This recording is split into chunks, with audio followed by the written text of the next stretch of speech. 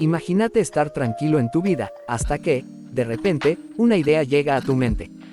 Una persona a la que le surge una problemática, la cual te preguntas, ¿cómo podrás salir de esa? Pero, a diferencia de otros pensamientos repentinos, este no se va de tu cabeza. Te persigue día y noche.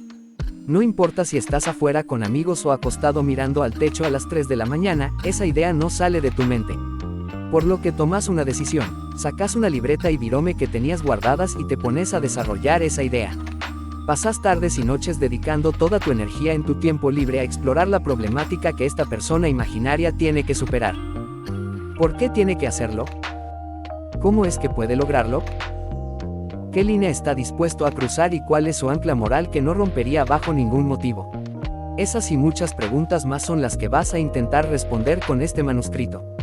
Pasados los meses o años, finalmente lo has hecho. Has desarrollado esa idea por completo. Ese mero pensamiento insignificante en tu cabeza, que podías explicar con 2 frases, se ha convertido en toda una historia con tramas y giros que explorar a lo largo de cientos de páginas. Has hecho lo que se conoce como una novela. Ahora, ¿cuál es el siguiente paso? Contactar a una editorial o a un editor para buscar publicar esta novela y que todo el mundo pueda ver la maravillosa historia que te ha tomado tanto tiempo crear. No. Lo que tenés que hacer es quemarlo. Sí, lo escuchaste. Tomás ese manuscrito al que le pusiste mucho más cariño que a tu tesis y lo tirás al fuego para que arda y no queden ni sus cenizas, sin que nadie pueda verlo jamás. Pero, ¿por qué? Buena pregunta. Esta secuencia, por más ilógica que pueda parecer, es algo que ha ocurrido, y no hablo de gente común que quiso volverse escritora y se frustró a la primera oportunidad, sino de pesos pesados de la literatura. Gente a la que se admira y se tiene como modelo a seguir ha hecho esa misma secuencia que narré antes. Pero, una vez más, ¿por qué? Bueno, de eso se trata el video de hoy. Voy a explorar los casos más famosos de escritores que quemaron sus obras, revisando sus contextos y concluyendo los motivos por los que alguien quemaría algo a lo que le dedicó su alma durante tanto tiempo.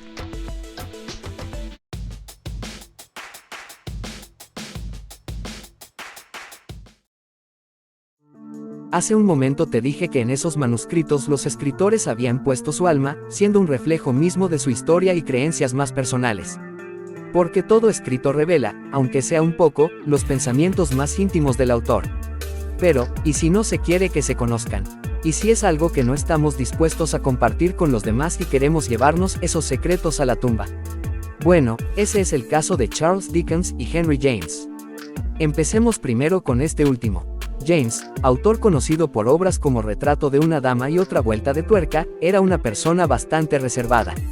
Temía que, una vez fallecido, biógrafos y periodistas se dedicaran a rebuscar entre sus textos y expusieran los detalles más íntimos de su vida mientras especulaban sobre ellos. Por este motivo, él decidió quemar todos sus manuscritos, diarios y correspondencia, para que así el público nunca supiera nada.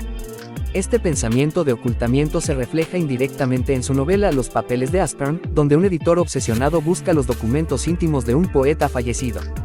Aunque la inspiración provino de una anécdota sobre Byron, el tema conecta con la propia preocupación de James por proteger su intimidad. Si bien se puede decir que Henry James tuvo éxito en su misión de que nadie encuentre nada escandaloso sobre su vida personal, en el caso de Dickens no podemos decir que contó con la misma suerte. El aclamado escritor victoriano, que innovó la forma de consumir novelas al publicarlas por entregas en vez de en un solo tomo, que hacía giras interpretando a los personajes de sus historias, hombre de familia con una esposa y 10 hijos, de repente, a partir de 1860, se dedicó a quemar toda su correspondencia. ¿Pero por qué? ¿Qué tendría que ocultar un hombre como Dickens? Muchas cosas. Luego de su muerte en 1870, a los 58 años, los biógrafos, al investigar sobre su vida, descubrieron que no era tan perfecta. Pues, si bien ya había tenido un escándalo en vida al haberse separado de su esposa, Catherine, después de 22 años de matrimonio, el motivo de su separación no era tan simple. Ya que Dickens, con 45 años, había mantenido una aventura con Ellen Ternan, una joven actriz de 18 años a la que Dickens había conocido en una de sus giras, quedando fascinado con la actriz. De hecho, uno de los motivos por los que hacía tantas giras, a pesar de que los médicos le dijeran que lo estaba matando lentamente, es porque no solo tenía que mantener a su familia numerosa, sino a Ellen, a quien hasta le había comprado una casa y la llenaba de lujos. Pero se ve que serle infiel a su esposa no era la única ofensa que le había hecho, ya que después de separarse quiso difamar a su esposa Catherine públicamente y hasta le había pedido a un amigo médico suyo que la declarase mentalmente incapaz. Pero su amigo se negó a hacer algo semejante. Si bien Dickens no logró que sus trapos sucios nunca vieran la luz, podría decirse que no terminó tan mal. Porque, si bien todo lo que te acabo de decir es de conocimiento público, al decir su nombre la gente piensa más en historias como Un cuento de Navidad u Oliver Twist en vez de en sus escándalos íntimos.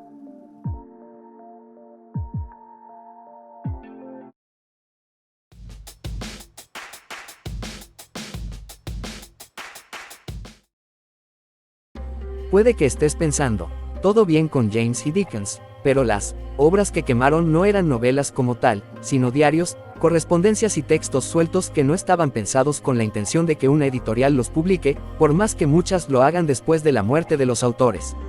Y estás en lo cierto. Pero pensa esto, las editoriales no publican las cartas y diarios de cada escritor existente, porque si no, tendrías un mercado donde la mitad de los libros son textos personales de difuntos. Solo lo hacen con autores de gran relevancia, que revolucionaron el género en su momento con la genialidad de sus obras, buscando aprovechar al máximo el material que pueda revelar que se esconde detrás de esas mentes creativas. Normalmente, esas publicaciones giran en torno a dos rasgos que se repiten en muchos grandes escritores: perfeccionismo y tormento.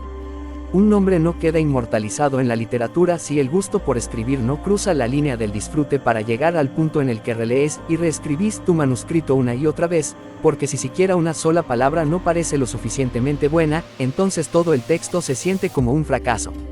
Esa obsesión puede llevar a querer destruirlo y empezar de cero, convencido de que lo anterior era una porquería. Ese es el tipo de figura que las editoriales buscan para publicar cada texto que lleve su autoría. Un ejemplo claro de alguien que encarna esta imagen es Nikolai Gogol. Seguramente ubicás al escritor Fyodor Dostoyevsky.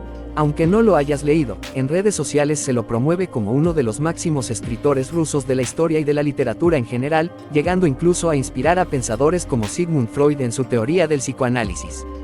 Pues bien, así como Fyodor inspiró a Freud, él mismo fue influido por otro escritor anterior, Nikolai Gogol. Este autor ruso es conocido principalmente por la que se considera su mejor obra, Almas Muertas. Gogol estaba escribiendo esta novela mientras atravesaba un delicado estado de salud y una profunda crisis espiritual. Por ese motivo, aunque la había concebido en 3 partes, al estilo de la Divina Comedia, sufrió una recaída emocional y buscó consuelo en la religión. Según algunos testimonios, un sacerdote le advirtió que su obra era pecaminosa y debía destruirla. Sea por ese consejo o por su propio tormento, Gogol pidió que le trajeran el manuscrito de la segunda parte de Almas Muertas y él mismo lo arrojó al fuego. Poco después moriría, pero parte del libro fue salvado. Por eso, hoy se distribuye con la primera parte completa y solo fragmentos de la segunda.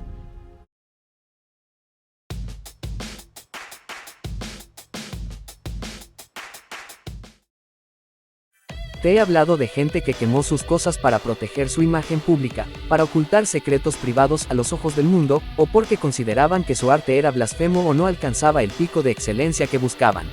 Pero esos no son los únicos motivos para que una obra sea destruida. De hecho, el autor ni siquiera tiene por qué querer que su obra desaparezca.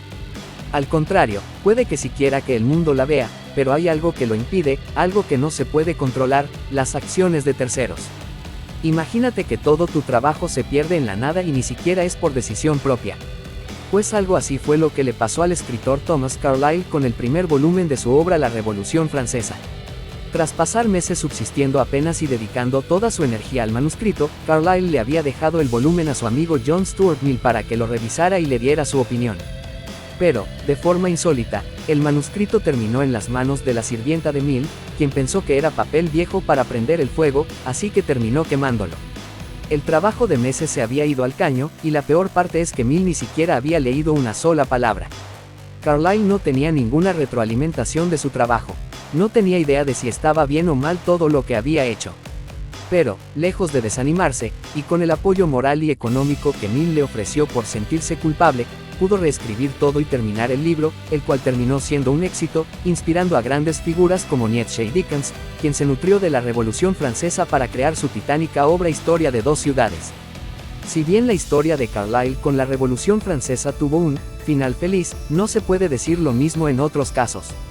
Y más que referirme a un escritor en particular, voy a meter a decenas, si no cientos, quizá miles de escritores para esta parte del video, cuyas obras estaban depositadas en un lugar que vive en la mente de la gente bajo la premisa del ¿qué hubiera pasado si esas tragedias no ocurrían? Me refiero a la Biblioteca de Alejandría. Es bien sabido que en esta biblioteca, fundada en el siglo III a.C. en Egipto, en la ciudad de Alejandría, se estimaba que podía tener cientos de miles de rollos de papiro, los libros de ese entonces. Y si bien hay memes de que el contenido de esos rollos iba desde lo cuestionable hasta lo inútil con ojos modernos, no se puede negar que tener escritos de esa época, que iban desde obras literarias hasta tratados de filosofía y religión, habría ayudado a tener una mejor comprensión del mundo y la evolución de la humanidad y su identidad a lo largo de la historia. Pero eso es solo una fantasía, porque la biblioteca terminó siendo destruida. Si bien los motivos se debaten, siendo el incendio provocado por Julio César en el 48 a.C., ataques posteriores y la persecución de los cristianos contra los paganos las hipótesis más aceptadas, lo que sí está claro es que esas obras se perdieron para siempre y no fue por la mano de sus autores, sino por las de terceros, llevándose consigo un montón de historias que nunca volvieron a ser contadas.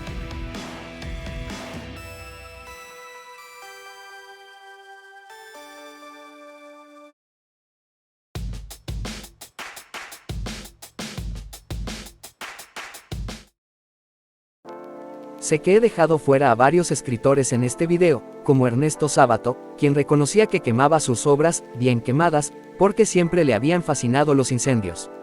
O Franz Kafka, que podría haber aparecido en la parte dedicada al perfeccionismo y al tormento, un autor del que las editoriales han extraído hasta el último fragmento posible, y cuya obsesión por la perfección lo llevó a pedirle a su amigo Max Brod que destruyera todos sus manuscritos. Afortunadamente, Brod desobedeció y decidió publicarlos, difundiendo su obra por el resto de su vida.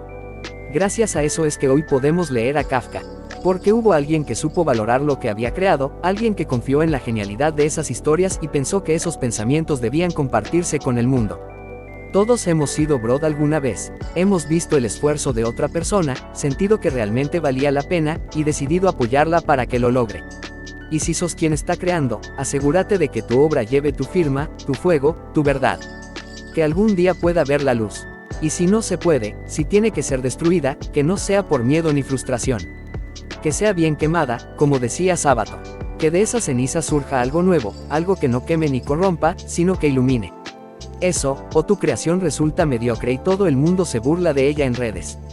Cualquiera de los dos desenlaces es posible. Pero solo uno depende de vos.